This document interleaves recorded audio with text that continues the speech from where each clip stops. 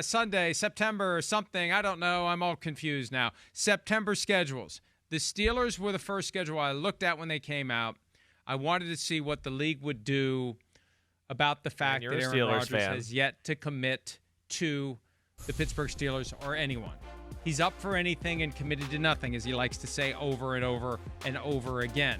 Mike North, the VP of Broadcast Planning and Scheduling for the NFL, has said since the schedule came out that game against the Jets would not have been 1 o'clock Eastern. The Steelers would not have had a 1 o'clock Eastern game to start the season if the league had known that Aaron Rodgers was signing with the Steelers. So the delay by Rodgers, if we accept what North said as true, had a positive impact, Chris, on the schedule. If they had known Rodgers was going to be there, they were going to get jerked around. As it stands, they have 4 primetime games this year. 4 primetime games. And I submit to you there would have been more, and more standalone games if the league had known Aaron Rodgers was signed, sealed, and delivered. Well, maybe that's why he did it. Maybe that's why he didn't. Maybe he didn't want all that crap. Maybe he's like, I don't want to be on the Chiefs schedule and be a traveling road show. We need to look at what it did to him last year. When they did it to the Jets last year, remember the Jets owe us one. Right. And Rodgers talked tough. And they had that gauntlet at the beginning of the season. They had 2 short week games between Sunday and Thursday. And what happened? They went 5-12. It was his worst full season as a starter of his entire career. Right. That schedule, you get off to a bad start.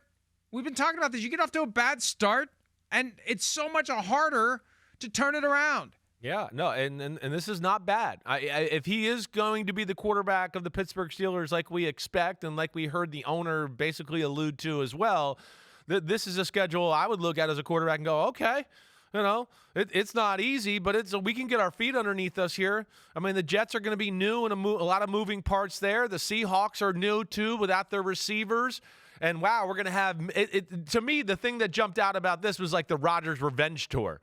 It's the Jets. Oh, it's the Seahawks and, DK Metcalf, and they'll join in on that. And I know that doesn't necessarily play into Rodgers, but you got the Vikings on the schedule and, of course, the Packers. I mean, it's setting up for some really cool stories here for Aaron Rodgers if him and Pittsburgh can play well and beat some of these teams. And they got a chance here. Like we talked about, the Patriots are going to be trying to find themselves still. The Vikings, it's week 4 with J.J. McCarthy. I don't think he's going to be hitting on all cylinders and just tearing up every defense in football by then. So he's got to like that sitting at home wherever he is right now as far as the schedule is concerned. We've never seen Aaron Rodgers against Patrick Mahomes. I don't think we've seen Rodgers against Joe Burrow, have we? Ooh. We're going to see that twice this year. You're right. I don't think we have seen that either. I think they've missed each other. Oh, we know what? We saw Burrow against Rodgers early in the season. I want to say maybe Burrow's second year in the NFL. Right? Didn't we see it? I want to say Green Bay beat them like 26-24 in Cincinnati on a sunny day. I think you're right. I believe that was the one time. And don't call me a historian, but what great memory recall by me right there. Yeah, you remember very well the things you remember. Yeah. Thank you. You're very good at remembering the things you actually remember. It's the things that maybe you should remember that you don't that become an issue. I'm looking at the schedule now. I think you're right, though, because that was the year they started with the Vikings game. Remember when Mike Zimmer decided to treat the 50-yard line like it was the goal line in overtime on 4th and short? Right. And there went that game, and the Vikings lost in overtime. But here we go. It was the Green Bay Packers, 25-22 overtime, Paul Brown Stadium, October 10, my wife's birthday. The Packers did indeed beat. And that was 2021 or 2022? That was 21. 21. Okay, there we go. All right. Their Super Bowl season. Yep. So they have played each other before. Yep. Okay. All right. That's cool. But yeah, I mean, Rodgers, if he gets to Pittsburgh, we're going to see him against Lamar twice, hopefully. But it is amazing, like you said. And we'll see him against Josh Allen. He'll have to deal with that as well. As far as the schedule is concerned, he's going to get a chance to face the Packers and Jordan Love. And the Packer, at least he gets them at his home place there. And then he gets a chance with the Vikings to go, hey, you guys want a J.J. McCarthy? Well, look at me. I'm throwing lasers everywhere. We'll see if he can do that. But I'm hoping this happens sooner rather than later here.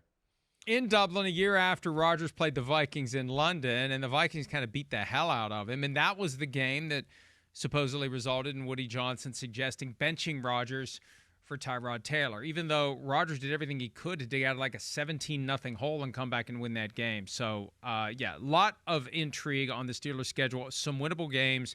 All that's left is for Rodgers to make up his mind and declare his intention. I think his mind's made up. I think we know what he's going to do. It's just a matter of him doing it.